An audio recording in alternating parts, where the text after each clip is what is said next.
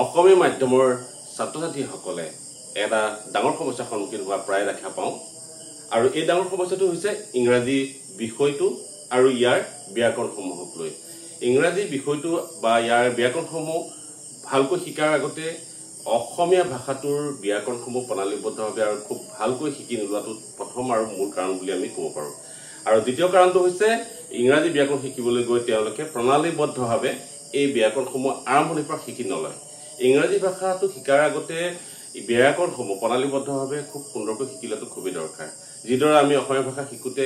আৰম্ভণিৰ পৰা আমি শিকো তেনেকৈ ইংৰাজী ভাষাটো শিকোতে আমি প্ৰথম পৰ্যায়ৰ পৰা ভালকৈ শিকিব লাগে যেহেতু আমাৰ ছাত্ৰ-ছাত্ৰীসকলে এই ক্ষেত্ৰত উদাসীন হোৱা দেখা যায় বা বিদ্যালয়সমূহৰ পৰাই হওক বা ঘৰৰ পৰিৱেশটোৰ পৰাই হওক আমি যেহেতু সুন্দৰকৈ এটা ইংৰাজী শিকাৰ বাতাবৰণ লাভ নকৰোঁ তাৰ কাৰণে আমাৰ ছাত্ৰ-ছাত্ৰীসকল বহু ক্ষেত্ৰত পিছ পৰি থাকে আজি এই সমস্যাটোৰ কথা উপলব্ধি কৰি আমি ছাত্ৰ-ছাত্ৰীসকলক বিশেষকৈ হাইস্কুলত পঢ়ি থকা ছাত্ৰ-ছাত্ৰীসকলক চতুৰ্থ বা পঞ্চমমান শ্ৰেণীৰ পৰা ওপৰলৈকে যিসকল ছাত্ৰ-ছাত্ৰী হাই ছেকেণ্ডেৰীলৈকে পঢ়ে তেওঁলোকৰ ইংৰাজী বিষয়টোক লৈ হৈ থকা যি সমস্যা আছে সেই সমস্যাৰ আজি সমাধানৰ কাৰণে আমি পদক্ষেপ গ্ৰহণ কৰিছোঁ যাতে ছাত্ৰ-ছাত্ৰীসকলে এনেধৰণৰ সমস্যাৰ পৰা মুক্ত হ'ব পাৰে তেওঁলোকে ইংৰাজী শিক্ষাৰ ক্ষেত্ৰত যিসমূহ ত্ৰুটি আছে বা তেওঁলোকৰ আশা আছে সেইসমূহ দূৰ কৰি যাতে তেওঁলোক আগুৱাই যাব পাৰে তাৰ কাৰণে আমি এক বিশেষ পদক্ষেপ গ্ৰহণ কৰিছোঁ ইংৰাজী ভাষাটো প্ৰথমৰ পৰা ভালকৈ প্ৰণালীবদ্ধভাৱে যাতে তেওঁলোকে শিকিব পাৰে তাৰ কাৰণে আমি এক ভিডিঅ' প্ৰস্তুত কৰি যাতে অসমৰ চুকে কোণে থকা ছাত্ৰ-ছাত্ৰীসকলে যিয়ে বিশেষভাৱে টিউচন কৰিবলৈ সুবিধা লাভ কৰে সেইসকল ছাত্ৰ-ছাত্ৰীক আমি এই বিষয়টোৰ ওপৰত সম্যক ধাৰণা দিবৰ কাৰণে চেষ্টা ৰাখিম সেন্টেন্সসমূহ জনাৰ আগতে আমি প্ৰথমতে এটা কথা কৈ লওঁ যে আমি শব্দৰ ওপৰত সম্যক ধাৰণা থকাটো দৰকাৰ যেনেকৈ আমি অসমীয়া শব্দসমূহ জানো কাৰণে তাক সেই শব্দসমূহ বাক্যলৈ ৰূপান্তৰ কৰিব পাৰোঁ বা বাক্যত প্ৰয়োগ কৰিব পাৰোঁ তেনেকৈ ইংৰাজী শিকাৰ আগতে শব্দসমূহ আমাৰ জমা থাকিব লাগে আমাৰ ভঁৰালত জমা হৈ থাকিব লাগে মনৰ ভঁৰালত বা আমাৰ যি জ্ঞানৰ ভাণ্ডাৰ তাত আমি ৰাখিব লাগে তাৰমানে আমাৰ ৱৰ্ড ষ্টকটো খুবেই দৰকাৰী ইংৰাজী শিকা ক'বলৈ শিকা বা লিখিবলৈ শিকাৰ আগতে আমি ৱৰ্ড ষ্টকটো খুবেই দৰকাৰী বাৰু যিয়ে ধৰক ৱৰ্ড ষ্টকটো আমি কৰি লওঁ সময়ে সময়ে কৰি যাম তাৰ কাৰণে আমি ব্যৱস্থা কৰিম আমি জানো যে এটা বা ততোধিক শব্দ লগ লাগি এটা পূৰ্ণাংগ বাক্য হয় অৰ্থপূৰ্ণ শব্দ লগ লাগি এটা বাক্য হয় আৰু এই বাক্যসমূহক আমি প্ৰথমতে দুটা ভাগত ভাগ কৰিব পাৰোঁ এটা বাক্যক আমি দুটা ভাগত পাৰোঁ ইয়াৰ গঠনটো চাই আমি দুটা ভাগত ভাগ কৰিব পাৰোঁ আৰু মূল ভাগটো হৈছে ছাবজেক্ট আৰু প্ৰেডিকেট ছাবজেক্ট কোনবোৰ আৰু প্ৰেডিকেট কোনবোৰ সেইখিনি জনাৰ আগতে আমি অসমীয়াত জানোনে বাৰু ছাবজেক্ট আৰু প্ৰেডিকেট মানে অসমীয়াত কি বুলি কয় অসমীয়া ব্যাকৰণত ছাবজেক্ট আৰু প্ৰেডিকেট মানে হৈছে উদ্দেশ্য আৰু বিধেয় এই উদ্দেশ্য কি আৰু বিধেয় কি একেবাৰে সহজ উদ্দেশ্য মানে হৈছে কৰ্তা যিয়ে কাৰ্য সম্পাদন কৰে বা আমি যাৰ বিষয়ে কওঁ যিটো বিষয়ে কওঁ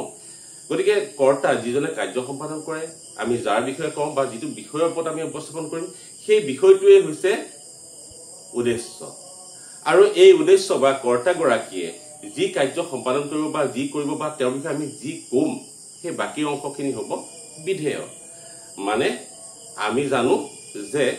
সদায় ছাবজেক্টসমূহ বা উদ্দেশ্যসমূহ কি হ'ব পাৰে নাউন নামবাচক শব্দসমূহ বিশেষ্য পদ আৰু বিশেষ্য পদসমূহে হৈছে সদায় ছাবজেক্ট হিচাপে আমি দেখা পাওঁ বাক্যৰ আৰম্ভণিতে বহে এই সদায় বাক্যৰ আৰম্ভণিতে ইংৰাজী ব্যাকৰণত সদায়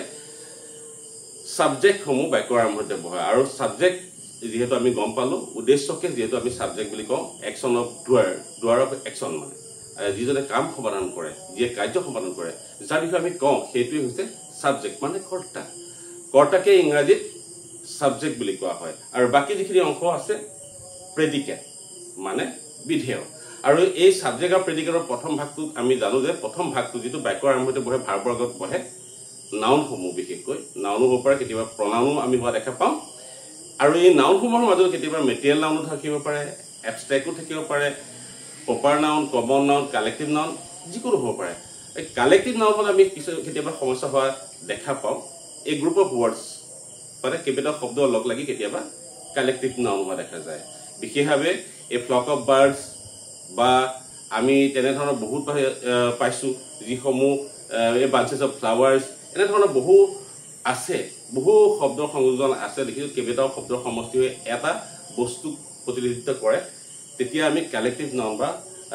আমি পাইছোঁ কালেক্টিভ নাউন বুলি আমি তেতিয়াই কওঁ আৰু এই কালেক্টিভ নাউন যেতিয়া থাকে তেতিয়া কিছুমান ছাত্ৰ ছাত্ৰীয়ে চিনি পোৱাত ভুল কৰে কালেক্টিভ নাউনসমূহ ছাবজেক্ট হলে ছাত্ৰ ছাত্ৰীসকলৰ এটা সমস্যা হোৱা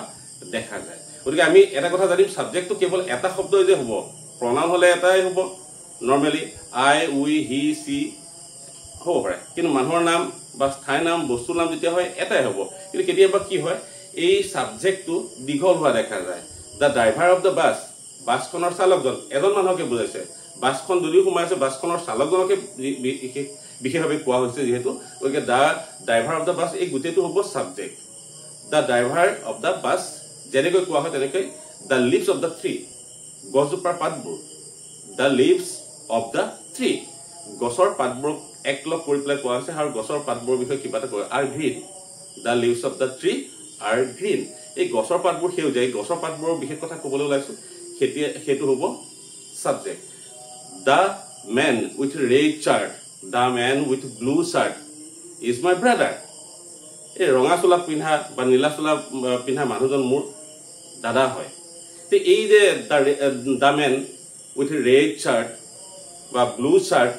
সেই গুটেটো এজন মানুহক যেহেতু বুজাইছে এই এজন মানুহক বুজোৱা এই শব্দাংশখিনি বা শব্দৰ সমূহক আমি কি বুলি কম সাবজেক্ট বুলি কম যদিবা কেইটা শব্দ লগ লাগিছে এই কালেক্টিভ নাম হোৱাৰ কাৰণে বা ইয়াৰ শব্দ সংযোজন হৈছে ইয়াত যেহেতু এই শব্দৰ সংযোজনসমূহে এজন মানুহক যেহেতু প্ৰতিনিধিত্ব কৰিছে বা বুজাইছে গতিকে এই ক্ষেত্ৰত আমি এই শব্দৰ সমূহক সাবজেক্ট হিচাপে ধৰি ল'ম আৰু তাৰ পাছত বহা বাকি অংশখিনিক আমি কম প্ৰেডিকেট গতিকে আমি গম পালো সাবজেক্ট মানে হৈছে কৰ্তা বা যিয়ে কাৰ্য সম্পাদন কৰে বা আমি যাৰ বিষয়ে কওঁ সেইখিনি হৈছে সাবজেক্ট আৰু এই সাবজেক্টটো কেতিয়াবা এটা শব্দ নহয় এটাতকৈ বেছি শব্দও হ'ব পাৰে যেতিয়া কোনো এজন ব্যক্তি বা বস্তুক এই গোটেই শব্দসমূহে প্ৰতিনিধিত্ব কৰে বা তেওঁকে স্পেচিয়েলি বা বিশেষভাৱে বুজাব বিচাৰে তেতিয়া কি হ'ব সাবজেক্ট আৰু বাকি অংশখিনি হ'ব প্ৰেডিকেট গতিকে প্ৰেডিকেট আৰু সাবজেক্টখিনি আমি বুজি ললো আজি আৰু এই প্ৰেডিকেট আৰু সাবজেক্টখিনি চিনাক্ত কৰিব পাৰিলে বাকিখিনি আমি সুন্দৰকৈ সহজভাৱে শিকিব পাৰিম আৰু প্ৰেডিকেট আৰু সাবজেক্টৰ লগত সৰু ছাত্ৰ ছাত্ৰীসকলৰ যদি সন্দেহ আছে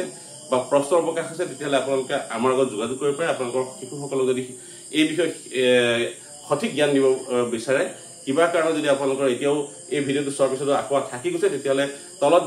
ডেসক্ৰিপচনৰ তলত লিখি দিয়া আমাৰ যি ফোন নম্বৰ আছে তাত হোৱাটছএপ কৰি আপোনালোকে এই প্ৰশ্নসমূহৰ সঠিক উত্তৰ পাব পাৰে যিকোনো সময়ত আপোনালোকে হোৱাটছএপ কৰি এই আপোনালোকৰ মনত উদয় হোৱা প্ৰশ্নসমূহ আমালৈ প্ৰেৰণ কৰিব পাৰে আমি সেইসমূহ দূৰ কৰাৰ লগতে ছাত্ৰ ছাত্ৰীসকলে সঠিকভাৱে সুন্দৰকৈ এই সাবজেক্ট আৰু প্ৰেডিকেটৰ লগত সংগতি থকা প্ৰশ্নসমূহ কেনেদৰে সমাধান কৰিব লাগে সেইসমূহ আমি আপোনালোকৰ সন্মুখত আগবঢ়াই দিম লগতে তাৰ লগত থকা অবজেক্টিভ টাইপছৰ যিখিনি কুৱেশ্যন হ'ব পাৰে সেইখিনি যদি আপোনালোকক প্ৰয়োজন বুলি ভাবে সেইখিনি আমি আপোনালোকক যোগান ধৰিম গতিকে ভিডিঅ'টো যদি আপোনালোকে ভাবিছে ছাত্ৰ ছাত্ৰীসকলৰ কাৰণে খুবেই ভাল হ'ব বা উপযোগী হ'ব আজিলৈ ইমানে আৰু ভিডিঅ'টো যদি প্ৰয়োজনীয় বুলি ভাবিছে তেতিয়াহ'লে ছাত্ৰ ছাত্ৰীসকলে যাতে এই ভিডিঅ'টো চাব পাৰে আৰু দুই এটা কথা শিকিব পাৰে তাৰ কাৰণে আপোনালোকে এই ভিডিঅ'টো অনুগ্ৰহ কৰি আগুৱাই দিব আৰু আমাৰ এই প্ৰয়াস যদি আপোনালোকে ভাবিছে ভাল হৈছে বুলি আৰু এনে ধৰণৰ প্ৰয়াস যাতে আমি আগলৈ অব্যাহত ৰাখি ছাত্ৰ ছাত্ৰীসকলৰ উপকাৰ সাধিব পাৰো তেতিয়াহ'লে আপোনালোকে আমাৰ এই চেনেলটো সাবস্ক্ৰাইব কৰিব থ্যাংক ইউ